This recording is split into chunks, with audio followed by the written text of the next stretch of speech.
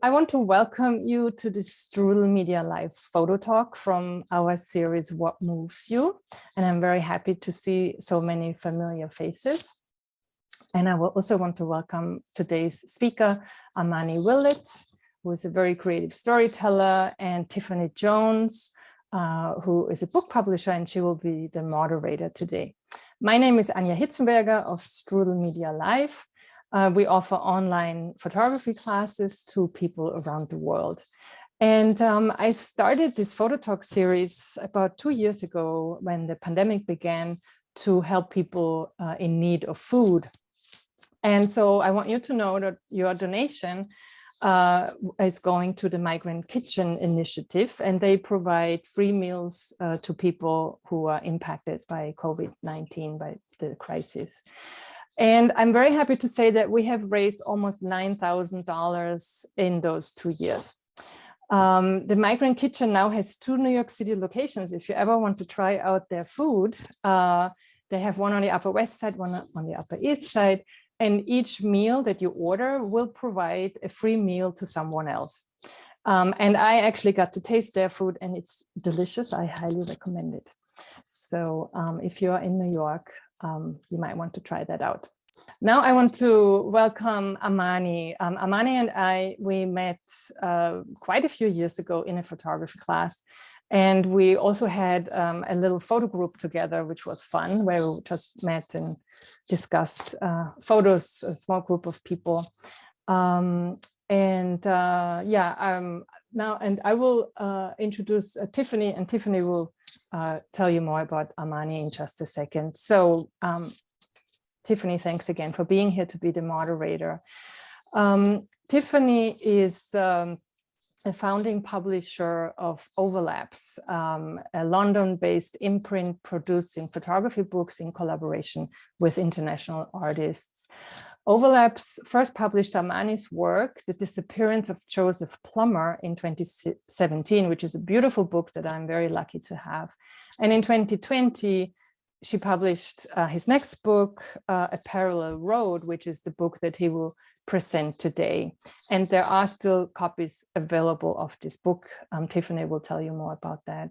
Tiffany is an editor, designer, researcher, and educator with international programs and institutions. And she has juried for many international photo book competitions. And Overlapse is also active at book fairs throughout Europe and North America, with books distributed globally. So Tiffany, thanks for moderating. I'm happy you're all here. If you have questions, please put them in the chat. And the talk will last about an hour, maybe a few minutes longer than that. So Tiffany, I'm going to hand it over to you. Thank you. Thanks everybody for joining. I'm just going to introduce Amani. He's currently based in Boston. He was also working out of New York for several years. In Boston, he's now an associate professor at Mass Art. His photography is driven by conceptual ideas surrounding family, history, memory, and the social environment. His most recent book, A Parallel Road, was published together with me at Overlapse.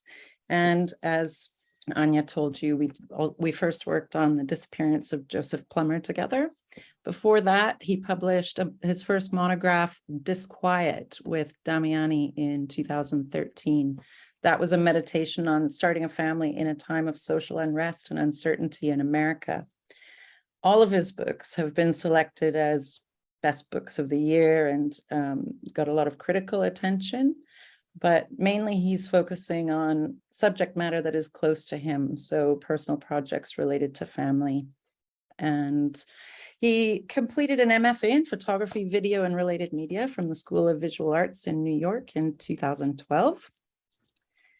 And Amani and I have been collaborating together now for 5 years.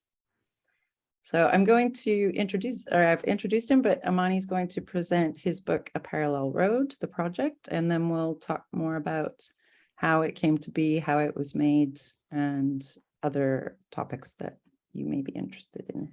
I want to just say one more thing very quickly, which I forgot.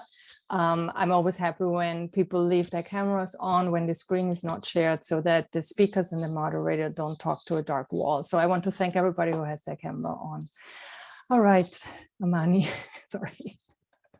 All right, well, thank you very much, everyone, for coming wherever you're located. I'm in Boston, so it's a Friday afternoon, a beautiful Friday afternoon, sunny. I don't know where you all are, maybe it's night, but wherever you're located, thanks for taking the time to spend an hour talking with us about photo books and, in particular, A Parallel Road.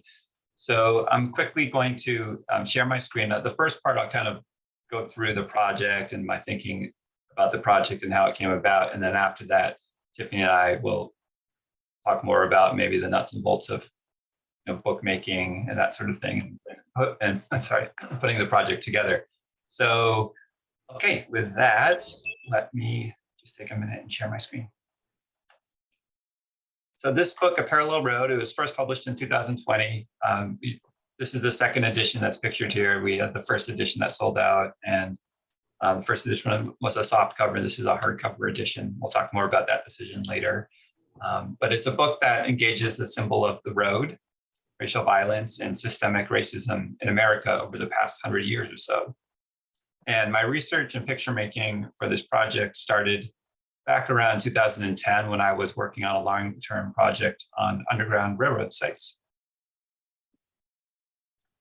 And so I spent years researching and photographing locations that factored significantly into the history of the Underground Railroad, but were not memorialized in any significant way, such as this image here pictured. It's from Cambridge, Massachusetts.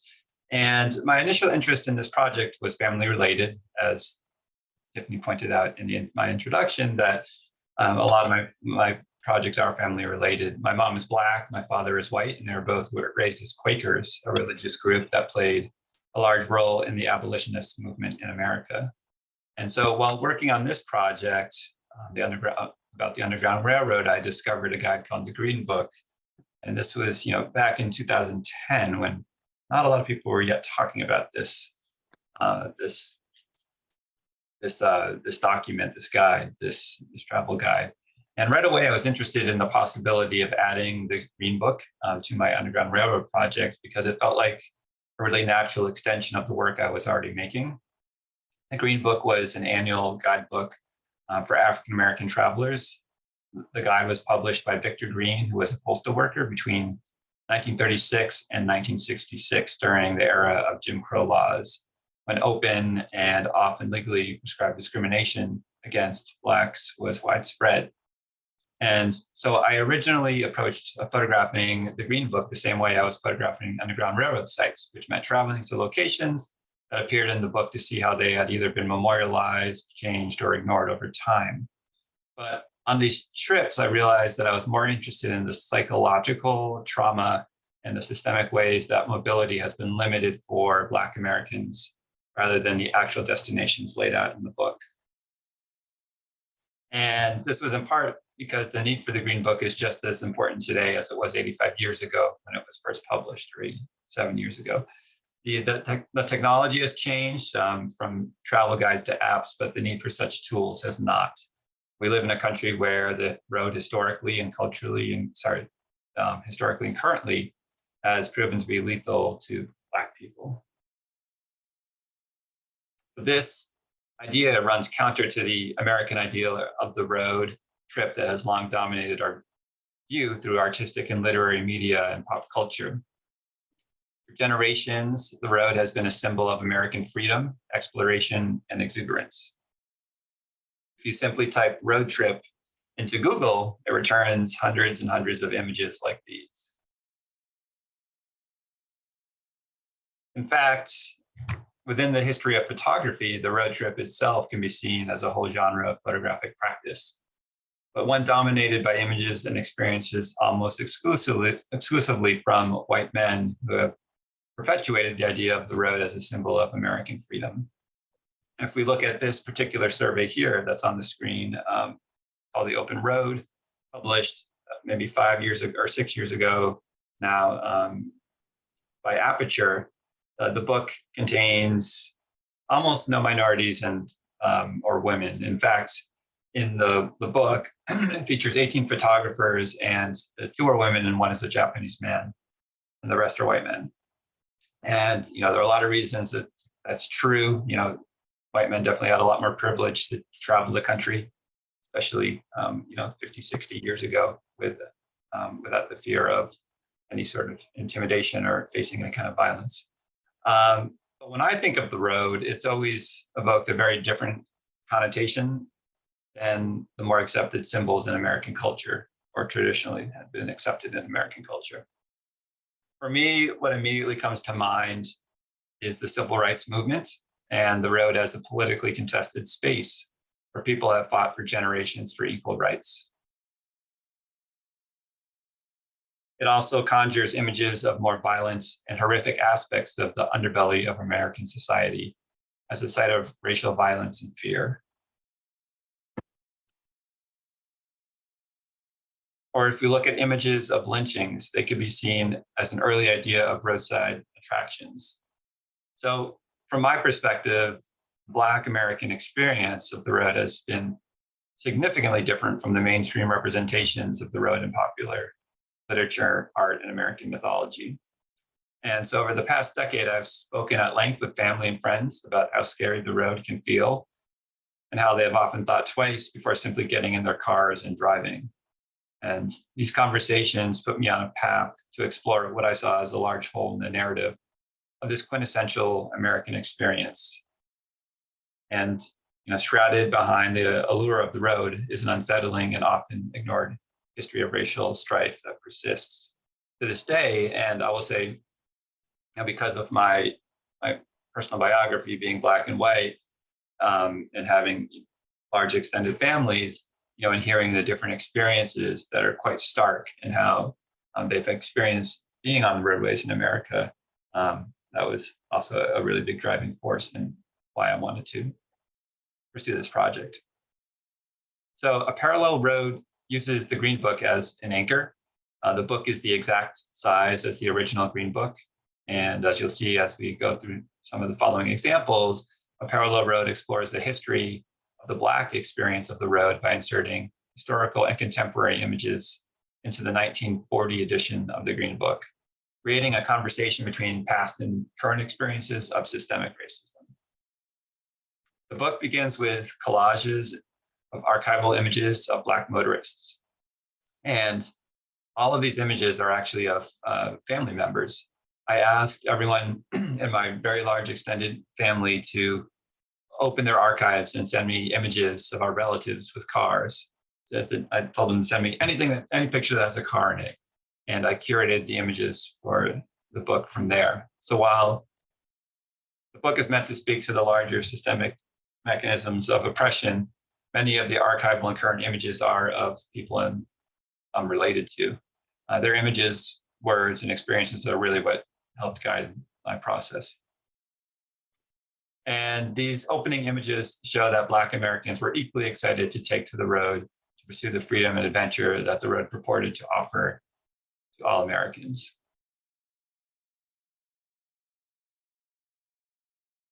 But this excitement about the road, which was being fueled by the construction of the American interstate highway system, was more complicated than it was made out to be. Here's an image of my mom and her 3 aunts heading out on a trip, and it is set against the backdrop of a 1940s edition of the Green Book. And as they set off on the road, the reality of what actually awaits starts to set in with this image that immediately follows of a dark road at night. And so, this is a lot of my books or my projects work with a lot of different kinds of imagery, image sources, and it's really about thinking about sequencing and how images can relate to each other to create different sorts of meanings. And so, in this, you see in the previous image, people taking off on a road trip, and then it had been a pretty, I guess, positive outlook at the beginning, and sort of exuberance, excitement, and then, this dark road at night kind of starts to shift the tone. And as the book progresses, the narrative begins to become even more ominous.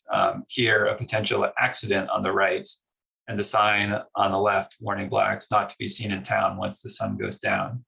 These towns were called sundown towns, towns all across America where blacks were forbidden to be at night.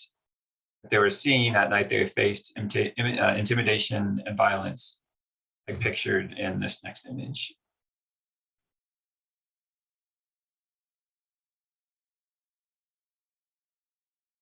A little later in the book, there is a collage of the beating of Rodney King in 1991 in Los Angeles, which was caught on videotape.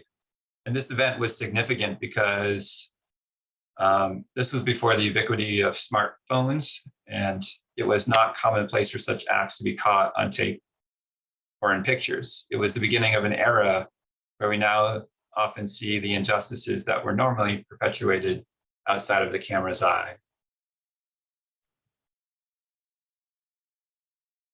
And then a few pages later, similar to the Rodney King beating, here exactly 20 years later, in Los Angeles, is the moment a young Black man, Brian Twyman, when he was shot to death by 2 Los Angeles police officers.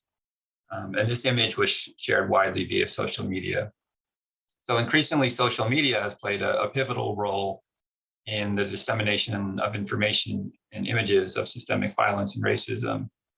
Social media has been quite important in exposing how pervasive racial violence, profiling, and brutality continue to be in American society. On the flip side, unfortunately, it has also had the negative effect of desensitizing people to the violent acts that are pictured. And here, throughout the book, I have some contemporary portraits of people in their cars, people mainly who have been victims of some sort of racial profiling or violence in their cars. We've talked about the project, and they're sort of reflecting on their experience and the history that I'm interested in talking about. So this is a woman, actually my mother, in her car at night. And so that dialogue between some of these current images and then historical images is really important to me. So, this comes in the book near the image of the Rodney King beating, and you can see a dialogue beginning to form between the experiences. Another tragedy that was shared widely in social media, and in fact was broadcast in part live on Facebook, was the murder of Philando Castile in Minnesota. And this is a scene that is reminiscent of the crime scene photos from that murder. Here's a contemporary image of a woman who was stopped by the police for not using a turn signal and harassed, searched, and arrested. And there's also this interesting paradox where the car is a private setting, right? As when you're in your car, you kind of feel like it's your space, you're in your own private place, but it's operating in a very public arena.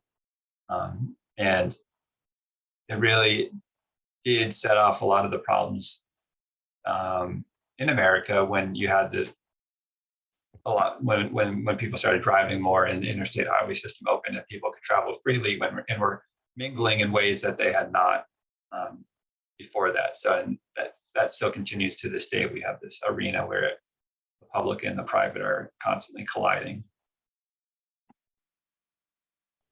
Very subtly, in a number of places in the book, police transcripts of violent encounters have been included.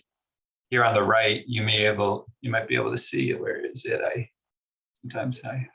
Why can't I find it now? It's in the middle, yeah. Yeah, okay, here it is. My eyesight is failing me. We've put police transcripts of violent encounters, so interspersed with the original text. So you might be able to make out this segment here, which is from Diamond Reynolds, who was Philando Castile's girlfriend, speaking to the police after they shot him. And it says, "You shot 4 bullets, sir. He was just getting his license and registration." An image of a man clutching a steering wheel at a stoplight.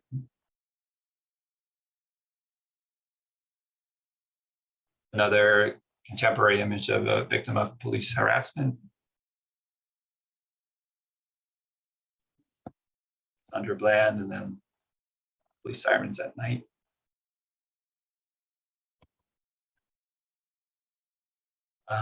Here's another image, contemporary image of a man in the car, seemingly looking out at what's in front of him. And so using this sequencing in the book, the next image is of this, a white woman who from 2000, this is a picture from 2020. She pulled out a handgun on a Black woman in an altercation in a parking lot. And the second edition of the book includes images that for me make the project feel more personal. I mean, I guess, and maybe a little bit more emotional in some ways, and more, the point of view becomes mine in some ways in the perspective. So in this way that the images are grouped on the page here in the second edition, here's an image that we saw earlier in the book of this idea of where there was a lynching, and erased the body here, but it gets at this idea of the spectacle, that there was this, we have this history of people going out, you know, this was like a Friday night event. Hey, let's go watch this lynching. This middle picture is on a road near where a Black man was lynched. And then this is me just, you know, reflecting on those experiences driving on my street where I currently live. And I think that overall, I often use emotion in my projects. I don't shy away from that at all, as a way to connect with other people. And my images are certainly not neutral, and they don't pretend to be, you know, they're not Stephen Shore. They're not, you know, new topographics. They're not studies. I want them to really elicit and evoke feelings. And I guess I believe that even if someone doesn't share, you know, my experience or your experience, they can understand fear, pain, happiness, etc. And you know, that's one of the things in the books that in this book that I think I'm happy that people have seen or have responded to it in a way that they've looked at it and then they felt like they've experienced something maybe they haven't considered, and they can feel the fear, they can feel the tension, and that is one of their overall takeaways that I really wanted people to walk away with. And the book near the end, well, this is an image near the end of the book, and the book ends the way it began, with pictures of Black motorists, this time with images that are more contemporary, and again, pretty much all family members here. And this is to show that despite the history of violence that we've seen in the book, Black Americans keep getting in their cars and taking trips, refusing to give in to the history of violence and oppression, and to curb our ability to live in the same America that has been attainable for other Americans. So it's not only a story of oppression, but also a story of resilience and ultimately hope. Like many of our cultural symbols and collective history that have left out minority perspectives, you know, it's really my hope that this project can help begin a dialogue around a more complex and inclusive history of an important American experience. This image that comes near the end of the book, this is my current car with an image from my grandfather's archive that I drove around with a lot while making and thinking about this project. So that's a basic overview of the project and my thinking around it and how it came to be. Thank you very much. And I guess Tiffany and I can have a conversation that's more about some of the decisions we made while making the book. Right. So I know that you know, you talked about the images, the archival images coming from your family archives. Can you tell us a bit about how you went about collecting those? Like just what the process was like in terms of the dialogue you had with your family members? Yeah, well, I have a very large family. We have a reunion every year in Michigan where at least about 100 people show up. And so we keep we're pretty tight knit. And I've been talking about this project with many of the people there for, like I said, almost, for about a decade before the book actually came out. And so a lot of people knew what I was up to. And they're also very supportive, and so when I sent this email out, a lot of people had already been familiar with it, but it was during COVID also. And this is right sort of towards the end of finishing the project and feeling like I wanted to include some other aspects to the project that would, I don't know, that made it more personal, that really talked about that history, right? To get between what was happening now and also in the past in very specific ways. And so, yeah, I mean, I literally just said, any picture with a car that you have in your archives that you're willing to send me in the mail. And I got, hundreds and hundreds of pictures.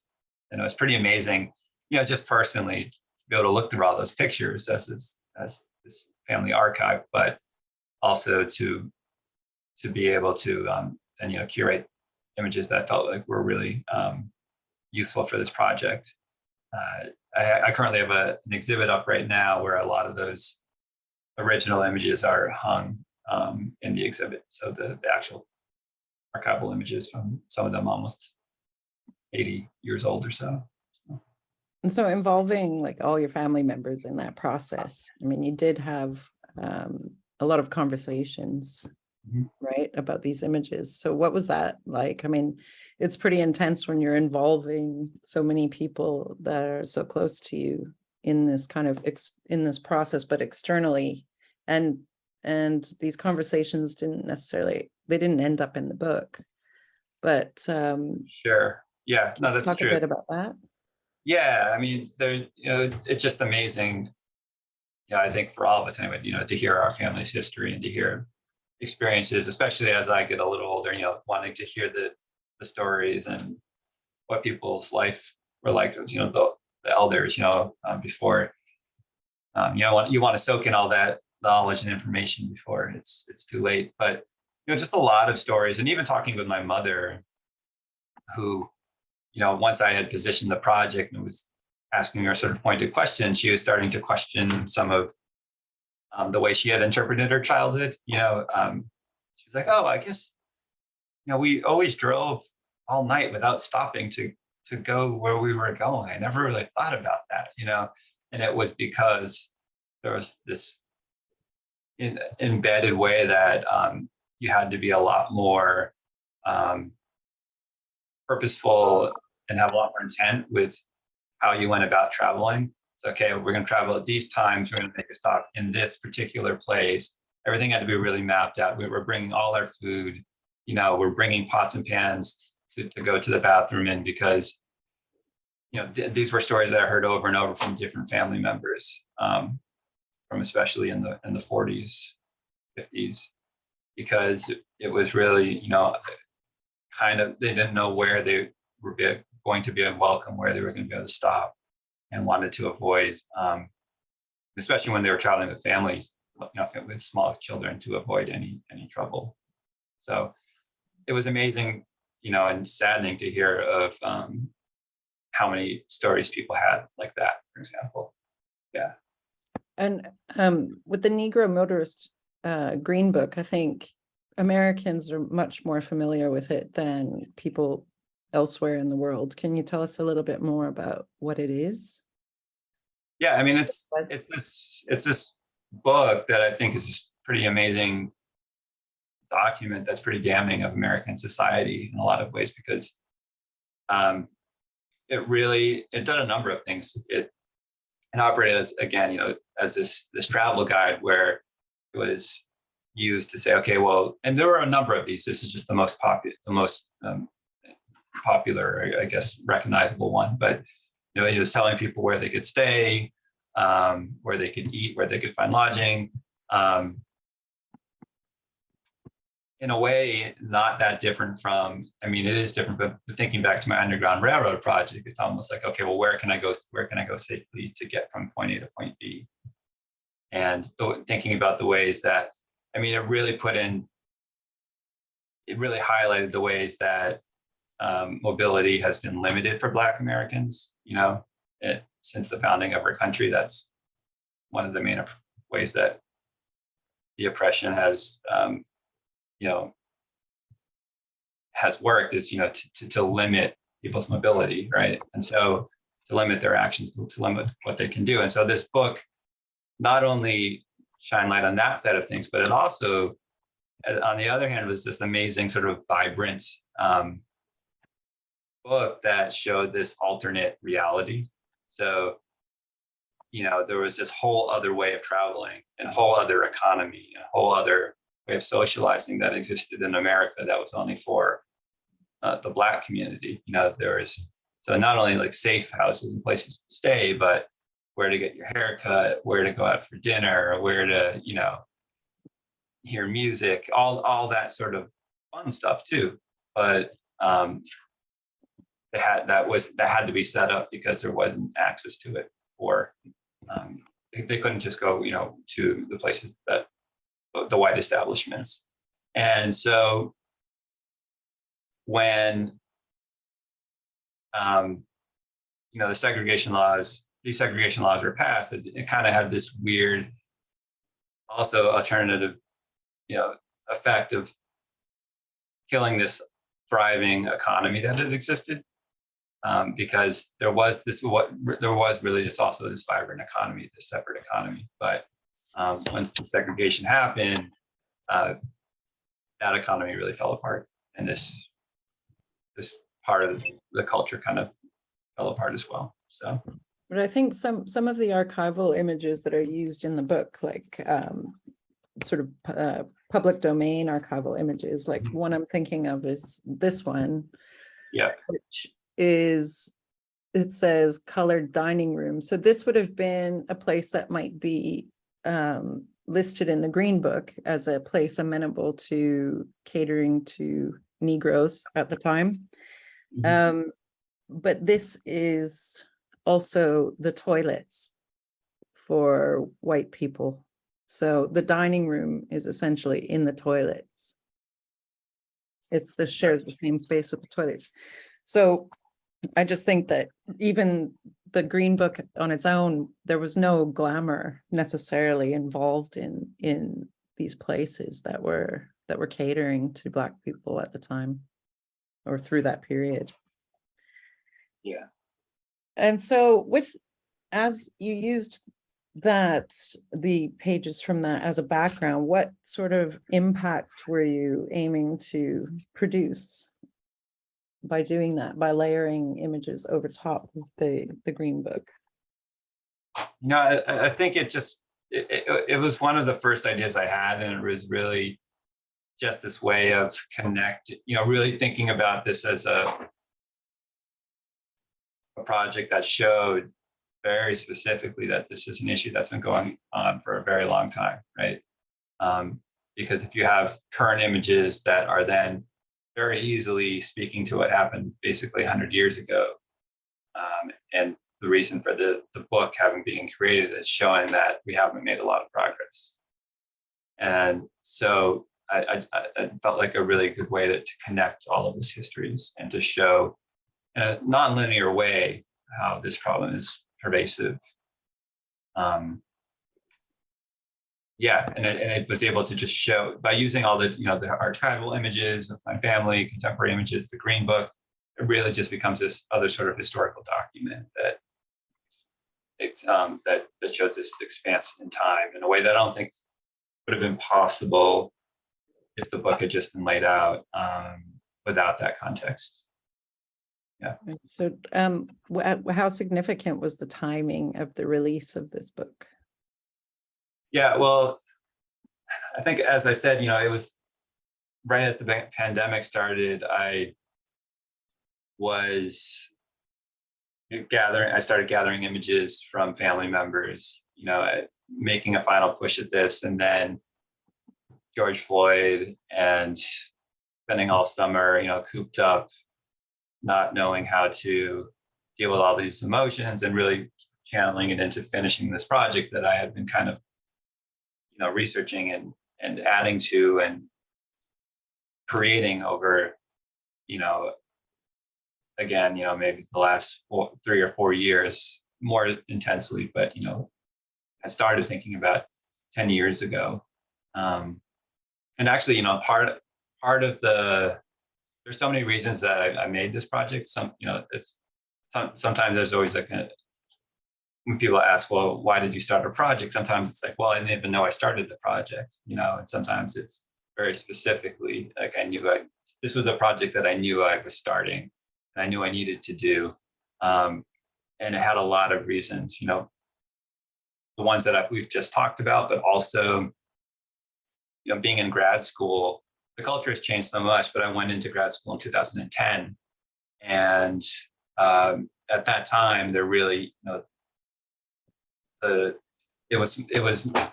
art world has a ton of problems, we know, in terms of being elitist and, the gatekeepers, and, not really being a place where there are lots of voices, and that's getting better.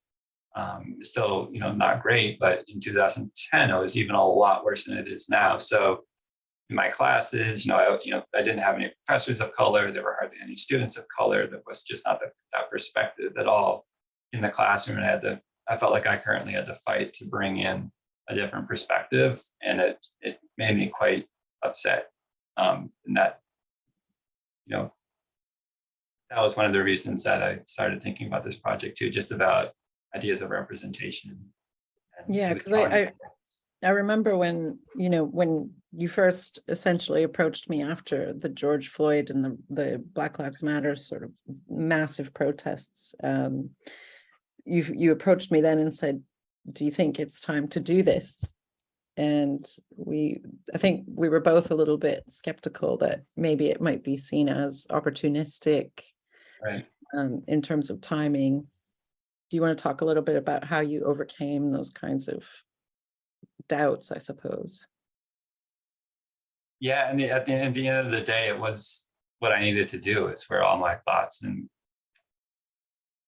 energy was being, cycled into, not just photography, but in life, protests and, all sorts of things. That's what I was just living and doing at that time. So it felt quite natural. I mean, I think as artists, there's always a lot of vulnerabilities with putting things into the world. You never know how things are going to be received, right? So there's that issue. There's the issue that, I'm telling this story of Black Americans at a time when these ideas of agency and who's telling which stories is of prime importance. And a lot of people look at me and say, oh, who is he? He can't tell this story. He doesn't look Black.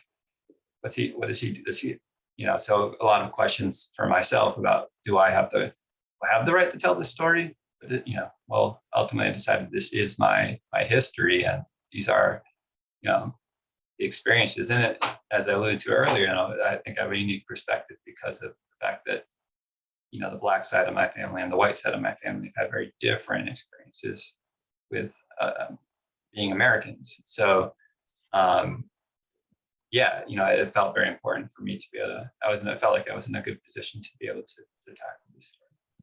So I think people might want to hear a little bit just how the process went in terms of making the book, like actually like sequencing it and deciding on papers and format and binding and how all that sort of thing. I don't know if you want to go into that in some detail or. Yeah, I mean, I touched a little bit on, some of the things that I think about when we think about with sequencing, working with a lot of different kinds of images. How does one relate to the other, even if they don't seem very different? Maybe there's some thread. Again, the picture of my mom and her aunts, and then followed by the ominous dark road. Those sorts of relationships start to create a narrative experience. But then there's this larger problem of, okay, well, where do we start and where do we want to end, right? Like, where does this what's the point of this? Like, where are we going somewhere? Is there a, even if it's not a linear narrative, is there an arc, right, to this experience? Or is it more of or I would call that a story, or is it more of a narrative experience where it's just the book being like the book has a feeling rather than necessarily going somewhere? And so, trying to, I guess, the exciting thing about a book and the maddening thing about a book is trying to, create a layout that makes sense visually, but then also makes sense thematically or narratively, if you have a point you want to make. And I think that was one of the things that we spent a lot of time with, was trying to figure out. I mean, I had this overall idea of the point of the book and what I wanted it to be about, but not necessarily where I wanted it to start and where I wanted it to end at the beginning. If that makes sense, when we started putting things together. And that arc I see as, we started at the beginning. It did kind of become linear in that way, where we started with old pictures of my family archive and ended up with newer pictures of my family archive.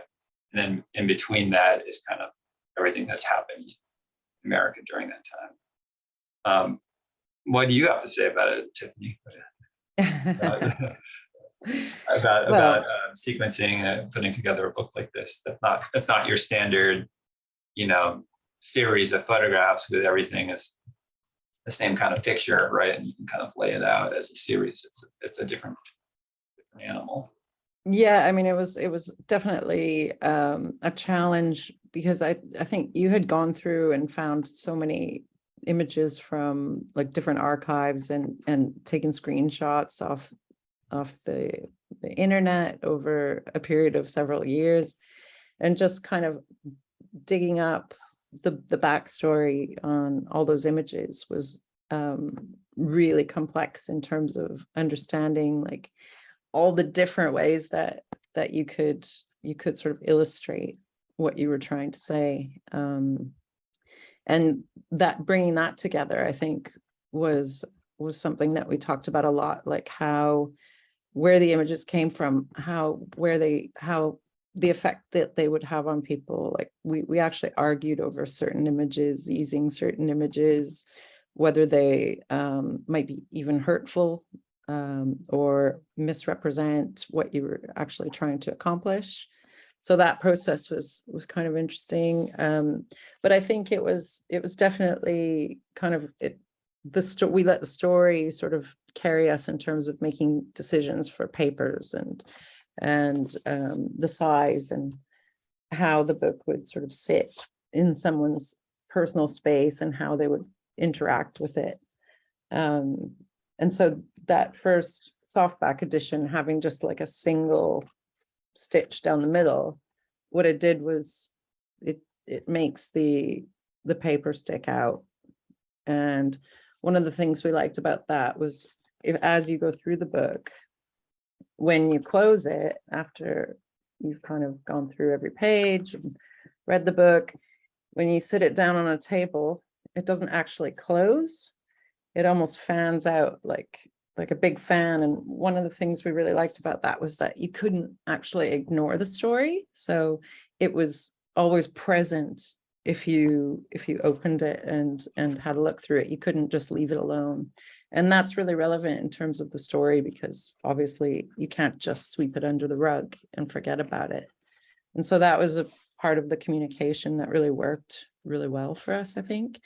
And the reasoning that we went to do a hardcover for the second edition was partly because we thought that the book was actually really so relevant of our time and of the past many decades of time, that it belongs in libraries and maybe to reach more mainstream audiences. And so with this softcover book being almost more like an artist edition, the hardcover book could more easily sit on a shelf in a library for the next 100 or 200 years, or sit on the shelf at Barnes and Noble as like a potential impulse purchase. So those were the decisions behind the materials that way. I see that there's a couple of questions coming up. I don't know. I just wanted to, you reminded me just one other thing I wanted to just hit on before we take some other questions. But yeah, this was a really tough book to think about because with symbols and the way people, who knows this story, who knows certain images. For me, the Rodney King images are iconic, right? And like burned into my brain. But my publisher is in London, and is a 25 or 30-year-old European person going to have the same relationship with those images? And so kind of the assumptions about certain images or certain time periods and how to address all that, right, within what became quite complex within the book. And then also just to underscore what Tiffany had said about, where's the line, what kind of images do we want to show? And that's very hard. As I alluded to when I was talking about the book and the slideshow,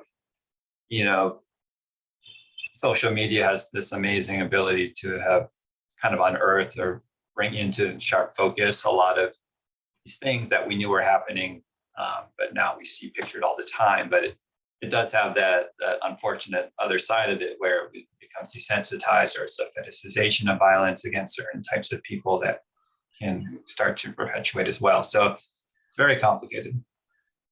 I just wanted to say that before we... I could throw out some questions that are in the chat if you like. One is, what has your family's reaction been to the book? Well, so far, very positive. I mean, most people knew what I was up to, and I spoke to them about what I was doing. And if any of the images they gave me were going to be in the book, we had long conversations about how it would be used. So I wouldn't say any real surprises there, but in general, just positive, saying that it reflected well the way that they had felt like they'd experienced the road in their lives. See, especially some of the older. Yeah. There's another question. As a photographer, do you consider this book to be an art photography book or more of a historical piece? How many of the images in the book are your photos, and did you want to have more of your imagery in the book?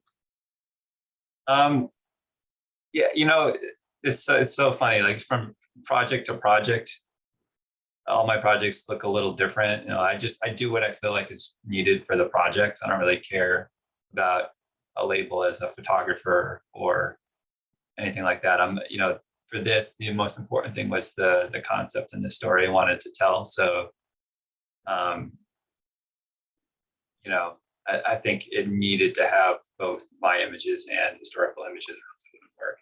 Same thing with my first book. There were some images that are news images, and just felt like I feel like having other images that feel like slightly different, they're coming from a slightly different angle, can really help make a project just feel so much more filled out, and it can really help fill out a story. So yeah, I'm not really interested in labels, I guess, such as photographer or whatever. I mean, if I had to say, I would say I guess I consider myself more of an artist than a photographer. I'm not like a gear heavy person. Like, oh, what did you shoot that with? Oh, wow, that's such an amazing print. Like those aren't my interests in photography. It's more about how images are received, how they're used, how they feel, how they operate in society. What do they mean? How do they function? Those are the questions that are more interesting to me. Interesting. I wanted to mention also there are a couple of links in the chat. One where the book is available, and two, someone posted that the New York Public Library has a digital archive of the Green Books, and there's a link to that. Yeah, it's a great archive. One person is asking, how do you determine the cost of the book? For artists, it is often hard to buy books by artists, even used, as they are so expensive. But there's the issue of money for small presses and the artist as well. I don't know if it's for Tiffany or for you. I'll let Tiffany speak to this, but I just wanted to say, it was very, very important important to us that, relatively speaking, this book be fairly affordable. Yeah, that was essentially sorry, Amani. That was essentially one of the first things we discussed, was the accessibility for people to purchase it. And so before we really made any decisions about the making of the book and the papers and all that, we actually talked about what kind of price we wanted to price it at. And so, yeah, that was very much in the forefront of our minds, to make it as accessible as possible. And so, yeah, they can be very expensive, and this, it's hard to make a profit off photo books in general, but we tried to do the best we could so that it would that anybody could buy it. And just a note about that, when we first did The Disappearance of Joseph Plummer, once it sold out, this one we did it in an edition of 750 copies. We actually reprinted it as a small edition called the Cabin Edition, because we were trying to imagine what this book might look like if you had found it sort of on a bookshelf in a cabin. And that we could price at, again, I think £20 or $25. So it changed kind of the accessibility of it, making sure that, people who can't afford a £40 or $50 book can afford a $25 book. So that was really important. Just, we didn't want to be seen as profiting off of it either, in terms of, making it sort of outrageously priced, or not that it could be, but yeah. So that was part of our dialogue straight from the beginning. Yeah, and also just conceptually thinking about the original Green Book, and that was a guidebook that you could pick up in a store, for not an exorbitant amount of money. It was accessible. So yeah, that was very important. There's one other, this isn't a question, but a comment. And this person is saying, thank you for thinking about the libraries and the communities they serve. This book will get into so many students and educators' hands. I can't wait to share during class visits and educator workshops. And I believe this person is working at the library. Yeah, libraries, yeah. I think it's really important that books have a life beyond just living on someone's bookshelf, collectors' bookshelves, or, especially when you're printing editions of 500 or 750, though there's only so far those can travel. And it's really important that I think libraries preserve them and make them accessible to people who can't afford to make purchases. We have another question, and it is, were you able to manage to reach an audience outside of the usual photo book bubble? And they're wondering if you can elaborate a little bit about your strategy to reach other people than just us photographers. Yeah, I mean, that's always such a hard thing, right? The photo book world is pretty insular, but in terms of outreach, there were a lot of things written about it in more general interest outlets, like in magazines, newspapers, that kind of thing. So the project, I would say, did get out there to some degree beyond the photo book world. Obviously, a small independent publisher, we don't have the marketing budget to put it everywhere, or put it in a prime location in Barnes and Nobles where people walk in. So that's always an issue when we're talking about small independent art books. Who's going to see it, for sure. But I think outlets like, what was it, Boston Globe did a piece, and NPR did radio, and those really helped reach people beyond who would normally go looking for photo books. Yeah, people are just interested in the topic, let's say, more so. Yeah. Okay. Actually, one more question. Would you consider selling an ebook or PDF version once the second edition gets fully sold out? And then I think we will kind of open up the floor, the digital realm. So if anybody watching wants to just unmute yourself and ask a question, that could work. Oh, so the question was about selling, making an ebook once the second edition is fully sold. Is that in the offing or? It's not something we've thought about. I don't know. How do you feel about it, Amani? We haven't really discussed that at all. I think personally, I think it really, the physical presence of it is much more desirable. A PDF, I suppose. We did talk about doing, what was it, an NFT or something you wanted to do, potentially do. You were thinking about the reach of how what each NFTs have, but we didn't talk about doing a PDF or an ebook. Yeah, I mean, I definitely fall on the side of access. So I like the idea of access on, I would be open to, especially for libraries or things like that, giving for education, having digital copies that are accessible for sure. Yeah. I want to remind everybody that if you want to ask questions directly, please do. This is the time. Just click the unmute button if you want to say anything. Edward, could you read Marion's note, so in case Amani doesn't see it? I just want him to. Sure. Please, one person is writing in. Thank you so much for putting out this book, Amani. I read about it first during the pandemic when I started with photography and was working on a project with my biracial daughter. It has helped me understand a little more where my husband is coming from and why we never took that cross-country road trip through the US. So you see, Amani, your book has a lot of positive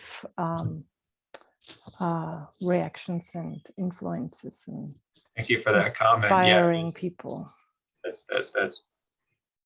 Yeah, I'd love to speak with you more about that at some point if you want. I will definitely connect you too. So we'll definitely do that. Are there any more questions? Because then, if not, I will slowly wrap it up.